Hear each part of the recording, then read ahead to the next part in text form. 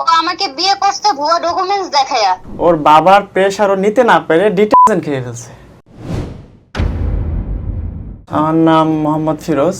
তখন আমি অনার্সে ভর্তি হলাম। তারপরে আমার কাজিনের মাধ্যমে ও নাম্বার দিল, কথা হলো, রিলেশন শুরু হলো। সেই থেকে ওকে প্রতি মাসে একটা খরচ দেই, তা মোটামুটি 2000 টাকার মতো পার মান্থ। ছাত্র অবস্থায় প্রেম আমাদের 4 বছর রানিং চলে। 2019 সালে আমি এক মিডিয়ার মাধ্যমে, মানে যারা টাকা পয়সা নিয়ে চাকরি দেয়, একজনের সাথে যোগাযোগ করি। উনি আমাদের এলাকার, তো জুনিয়র অফিসার র্যাঙ্কে একটা নিয়োগ আসছে প্রশাসনের। তো আমি ওই লোকের সাথে কথা বলি, উনি বলে আচ্ছা ঠিক আছে, তুমি এটা অ্যাপ্লিকেশন করো। আমি বললাম ঠিক আছে। আমার পরীক্ষা হয়েছিল টাঙ্গাইল ভুয়াপুর। তো উনি 1 সপ্তাহ পরে আমাকে ফোন দিল যে তোমার কার্ডটা তো আসছে। তো আমি আমার ফ্রেন্ড রেস্টুরেন্ট, ওনার সাথে বসলাম।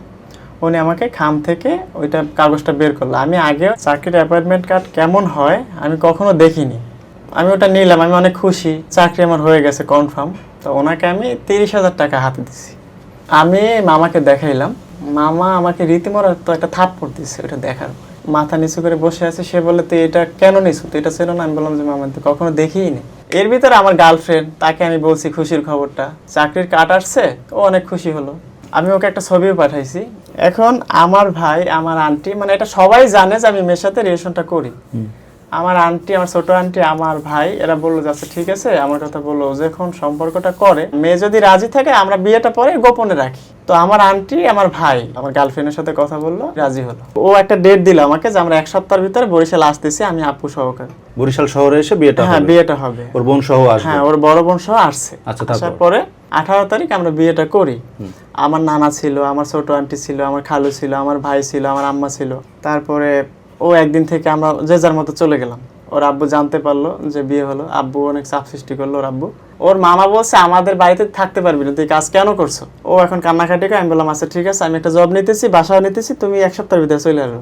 আমি একটা জব নিলাম, আমি একটা বাসা নিলাম, ওর চলে আসলো। আপনার তো অনার্স কমপ্লিট? হ্যাঁ, অনার্স কমপ্লিট হয়েছে। কোন সাবজেক্টে পড়াশোনা? আমার মার্কেটিং। ওর আব্বুর সাথে দেখা করলো, আমি দেখা করিনি। মেয়ের সাথে দেখা করতে আমার রাগটা একটু কমছে, মানে ওই মেয়েটাকে উনি খুব ভালোবাসে। দেখা করার পরে এখন আমার কপালটা খারাপ, আমি যে ডিলারের মাধ্যমে জবটা নিয়েছি, একটা মার্কেটিং জব নিছি, সে আমার স্যালারি দেয় না। এখন আমি আমার ফ্যামিলি থেকে 2 মাস বাসা, খাবার, সব চালাইতেছি। এখন দেখতেছি সামনে একটা কোরবানি আসছে। তা এখন ওকে বলি, ও বলে আচ্ছা ঠিক আছে, আমি আম্মুর সাথে কথা বলি, তা আমি এখন সাতক্ষীরায় যাই, তুমি আবার একটা করো, তারপর একটা কিছু হবে বা আমরা অনুষ্ঠান করে তোমার বাড়ি নিয়ে যাবো। আমি বললাম ওকে। ও চলে গেল। আপাতত বাসাটা ছেড়ে দিতে চাইলেন? হ্যাঁ, ছেড়ে দিতে চাইলাম। ও আবার সাতক্ষীরা যেতে ওর বাড়িতে পাঠিয়ে দিলেন যে আপনি আবার নতুন করে একটা জব নিয়ে নতুন করে আবার সেটেল হবেন। হ্যাঁ, সেটেল হবো। ও চলে গেল। আপনিও নিজের বাড়িতে চলে গেলেন? হ্যাঁ, আমি নিজের বাড়িতে চলে গেলাম। তো পর ওর আব্বু ওকে অনেক চাপ সৃষ্টি করতেছে আমাকে ডিভোর্স দেওয়ানোর জন্য। ওই বাসায় নিয়ে যে? হ্যাঁ, ওর বাবা সামনাসামনি রীতিমতো তাকে হুমকি দিতেছে যে তুই ওই ছেলেকে ডিভোর্স দিতে হবে। আচ্ছা। আর ও কোনোভাবে সেটা মানতে পারতেছে না, রাজি হচ্ছে না, আমাকে বারবার বলে। তো এক পর্যায়ে ওর বাবার প্রেশার ও নিতে না পেরে ডিটারজেন্ট খেয়ে ফেলছে। তা আমাকে ওর আব্বু ফোন দিয়ে বললো কি তুমি কোথায়? আমি বললাম বাড়িতে। তুমি একটা মোটরসাইকেল নিয়ে, আর আমাদের এলাকায় একটা ডক্টরের কথা বললো, ওনাকে নিয়ে চলে আসো, তোমার ফ্যামিলিকে কেউ কিছু বলবা না। আমি গেলাম, যাওয়ার পরে দেখি ওকে ওর সেলাইন দেওয়া, ওর বাবা একদম রীতিমতো চোরের মতো বসে আছে একদম। আমি কিছু বলিনি। আমি চিন্তা করলাম যে আমি যদি ওর সম্মানটা নষ্ট করি, আমার বউ তো বেঁচে আছে, যাই হোক সুস্থ আছে। আমি ওকে বললাম যে তুমি কাজটা কেন করলো? তখন ও কান্না করে দিছে। ওর আম্মু, ওর আপু, তারা আসলো। তারা এসে আমার বুঝাইলো যে তুমি এই ব্যাপারটা নিয়ে মনেই রাখো না, আজকে পর্যন্ত এটাই। আমি বললাম আচ্ছা ঠিক আছে, আমি এটা ভুলে গেছি। আমি এমন কিন্তু আমার ফ্যামিলিকেও জানাইনি। যাই হোক, ঈদ গেল, কোরবানির পরে আমরা অনুষ্ঠান করে নিয়ে গেলাম। আমার শ্বশুর ওকে কোনো ফার্নিচার দিবে না। ও বলছে আমার আপুরে যা দিয়েছো আমাকে সেইটাই দেওয়া লাগবে, তার থেকে কিছু কম দেওয়া যাবে না। এখন ওর বাপ বলছে না তোকে আমি পরে দিব না, সে বলছে আমি যাব এখন, আমার তুমি পরে কেন দেবো, আমাকে এখন দেওয়া লাগবে। যাই হোক, সামাজিকভাবে যেটা ফার্নিচার দেওয়া দরকার সব A to Z সব দিল। তারপরে আমি যে করোনার ভিতরে, আমি তো বরিশাল থেকে চাকরি ছাড়ার পরে বেকার। এরপর আমি চিন্তা করলাম কি ঢাকা চলে যাই, কিছু তো একটা করতে হবে। তারপরে আমি একটা জব নিলাম আবার বংশালে, আমার অফিস। ওনার জবটা ভালো ছিল। এর ভিতরে আমার একটা বেবি হয়। ওখানে 10 দিন না 15 দিনের মতো থাকার পরে আমি আবার ঢাকাতে অফিসে আসি। 1 মাস পরে, মানে আমার যে ছেলেটা, ও মায়ের দুধ খেতে পারতো না, খেলে ও শুধু বমি করতো। এখন ল্যাকটোজেন, ওই বাইরের দুধ খাওয়াতে হবে, তাহলে ওকে বাঁচাই রাখা যাবে, না তো সম্ভব না। তখন আমারে বললো কি করা যায়। আমি বললাম ওর যেটা ভালো হবে সেটাই করো, টাকা যা লাগে কষ্ট হলে আমি দেবো, সমস্যা নেই। চেষ্টা করছি যে আমার ছেলেটারও যেন কষ্ট না হয়, আমার ওয়াইফেরও যেন কষ্ট না হয়। চলতেছে ভালোই। এখন আমি দেখতেছি আবার এই চাকরিটা যে করতেছি আমার যখন আমি ওদের সাথে অফিসে কথা বলি, কথা ছিল যে 6 মাস পরে আমার স্যালারি বাড়াবে। তো 6 মাস গেল, 9 মাস গেল, আমার স্যালারি বাড়ে না। এরপর আমি চাকরিটা ছেড়ে দিই। আমার চাকরিটা ছেড়ে দেওয়ার পরেই আমি ঠিকাদারি লাইনে কাজ পাওয়ার একটা সুযোগ পেলাম। আমি সেখানে আমি কাজটা আসলে শুরু করলাম। কাজ পাওয়ার পরে ভালো চলতেছে। তারপরে আমার ফ্যামিলির সাথে ওর সাথে একটু ঝামেলা বাজে। আমার ওয়াইফের সাথে। তো রাগ করে ওর বাপের বাড়ি চলে যায়। আমার দাদুরে বললাম যে দাদু তোমার কথায় তোর সাথে একটু ঝামেলা আছে, তুমি যে নিয়ে আসো। আমার ছোট ভাইরে আমার দাদুরে পাঠালাম, আসলো না। এখন আমার ভাই আমার চাচা বলতে চল তোর শ্বশুর বাড়ি যাবো, আমরা বেআইনের সাথে কথা বলবো। তার অনেক বুঝাইলো, সে মানেই না। আমার বউ আমার বাড়িতে আর যাবে না, সে ওই বাড়িতে থাকবে, আমার বাড়িতে আর আসবে না। আমি ঢাকা নিয়ে থাকলে আসবে। আমার ভাই বললো আচ্ছা ভাবি আপনি যেটা ভালো মনে করেন সেটাই করেন। আমরা চলে আসলাম। সন্ধ্যাবেলা আমার বউ আমাকে ফোন দিতেছে আসো। আমি যাইয়া আমি কয়েকদিন বেড়ানোর পরে ওরা বেড়াতে যাবে, মানে ওর নানা বাড়িতে বেড়াতে যাবে, মামে আমাকেও সাথে নিয়ে। আমি বললাম যে না আমার কাজ শুরু হবে, 2 বিল্ডিং এর মালিক আমাকে ফোন দিতেছে। বললো আচ্ছা ঠিক আছে। ও চলে গেল। আমি কাজ শুরু করলাম, মাত্র 15 দিন কাজ শুরু করতে পারছি, কাজ চালাইতে পারছি। এর ভিতরে জুলাই আন্দোলন, যেদিন সরকার পতন হয় আমি বসে বসে মানে একদম নিস্তেজ হয়ে যাইতেছে। সরকার পতন হয়ে গেলে আমারও শেষ। কারণ হচ্ছে এখন যদি আওয়ামী লীগ চলে যায়, সরকার না থাকলে যারা পার্টি করছে তারাও থাকবে না, তা বিল্ডিং এর মালিক সে চলে যাবে, আমি টাকা কই পাবো? আর আমার এই খরচ কে দেবে? আমার মাল জিনিস তো আমি আনতে পারবো না। আমি একদম কান্না করার মতো। আসলেই দেখি সরকার চলে গেল। তো এখন বউ টাকার কথা বলে। আমি বলি দেখো ওই যে মালিক তো পালাই গেছে, ওনার সাথে আমার কথা হয়েছে, টাকা দিই। টাকা দেওয়া মাত্রই আমি তোমাকে টাকা পাঠাবো, তুমি একটু ম্যানেজ করো। তোমার আম্মুরে বললে ঠিক আছে, ও ম্যানেজ করে। ও 2-3 দিন পর পরই টাকার কথা বলে। এরপর আমার শাশুড়ি আমাকে হুমকি দেয়, শ্বশুর হুমকি দেয়, আমার বউ রীতিমতো হুমকি দেয়, ডিভোর্স দেবে, এটা করবে ওটা করবে। টাকাও দিতে পারছি, আমিও টাকা দিতে পারছি। আমার দেয়ালে পিঠ ঠেকা। আমি 3 মাস আমার বাচ্চার কোনো খরচ দিতে পারিনি। 27 তারিখে আমার বউকে আমি ফোন দেই, আমার বউ আমার ফোন ধরে না। আমি কি করলাম, আর কোনো যোগাযোগ করলাম না। বউ যেহেতু আমার ফোন ধরে না, হয়তো রাগ করে আছে, আমি এটাই ভাবছি। আমি 30 তারিখ সন্ধ্যায় 20,000 টাকা নিয়ে শ্বশুর বাড়ি যেরকম যাওয়া লাগে আমি গেছি। যাই দেখি আমার শ্বশুরের ঘর অন্ধকার, তালা মারা। তখন বাজে সন্ধ্যা 7টা।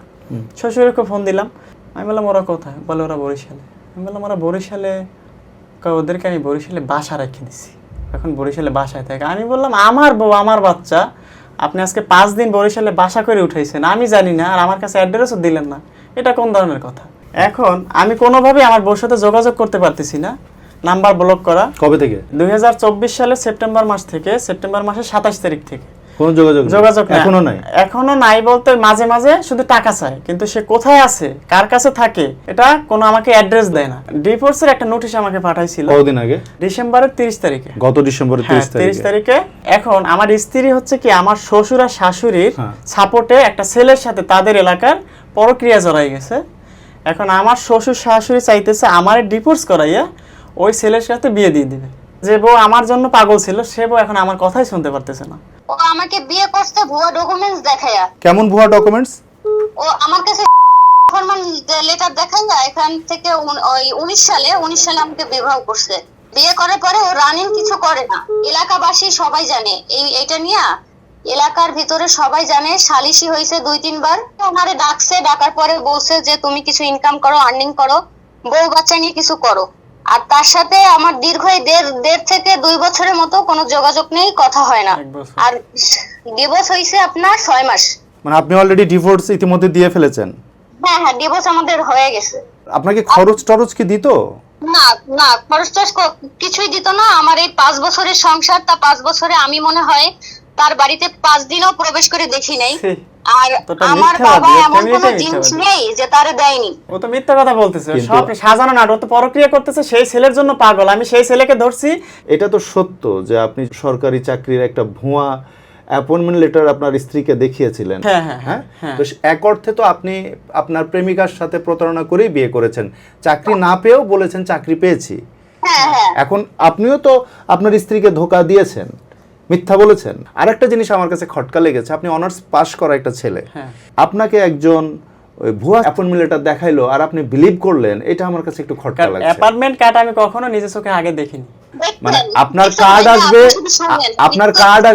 আপনার কার্ড আসবে সরকারি ভাবে, হ্যাঁ, ডাক যোগে। এটা আমি আপনাকে একজন মানুষ 20-25 হাজার টাকা বলবে যে নেন এটা অ্যাপয়েন্টমেন্ট লেটার, এটা কি সম্ভব? এটা হচ্ছে ওই লোক আছে, এখনো আছে, এটা কি সম্ভব? ওই লোক এখনো আছে। এটা আমি প্রুফ করার জন্য যে লোক আমাকে কিন্তু দিয়েছে। আপনি তো শিক্ষিত লোক ফিরোজ, আপনি তো শিক্ষিত লোক। না ভাইয়া ও শিক্ষিত না, ওর সার্টিফিকেট নেই। ও যে আপনি কি বলতেছেন অনার্সে পড়া, ও ছেলে অনার্সের সার্টিফিকেট নেই। আমি যদি আপনাকে আমার কলেজের ডকুমেন্টস দেই, ও আমাকে এখন মানে আমাকে আপনি অনার্স কমপ্লিট করেছেন? অবশ্যই, হ্যাঁ? হ্যাঁ অবশ্যই, অনার্সের সার্টিফিকেট নেই। আমি অবশ্যই আপনাকে সব দিব, আমার কলেজের কার্ড সহকারে সব দিব আপনাকে। আপনি শুনেন, আমার এলাকার চেয়ারম্যান আছে, মেম্বার আছে, এখানে অনেক লোক অবশ্যই আছে, আপনি সব জানতে পারবেন, ওর ফ্যামিলির ব্যাপারে, ওর ক্যারেক্টার সম্পর্কে আপনি জানতে পারবেন।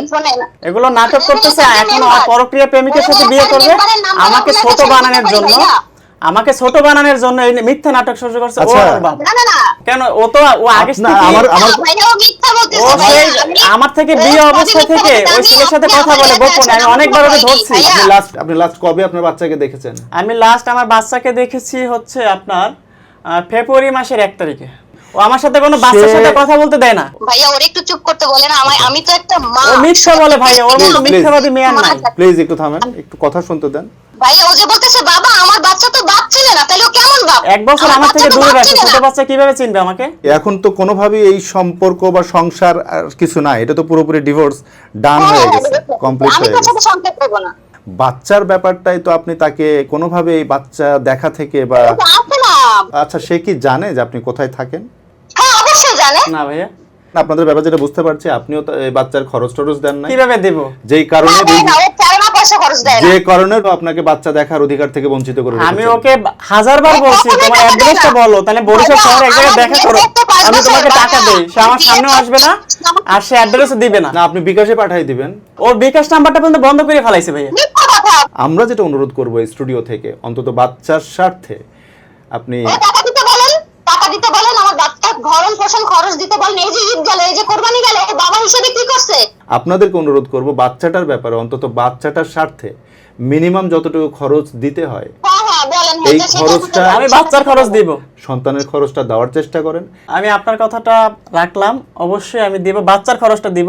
অবশ্যই বাচ্চাকে তার বাপের সান্নিধ্যে যাওয়ার সুযোগ দিবেন। হ্যাঁ 100 বার। কেন? সে টাকা দিলে আচ্ছা, হ্যাঁ, দেখা করাবো, অবশ্যই। টাকা আমি না আপনার দিলে কথা দেখা মানছি, করাবো না। আমি আপনার কথা রাখছি ভাইয়া।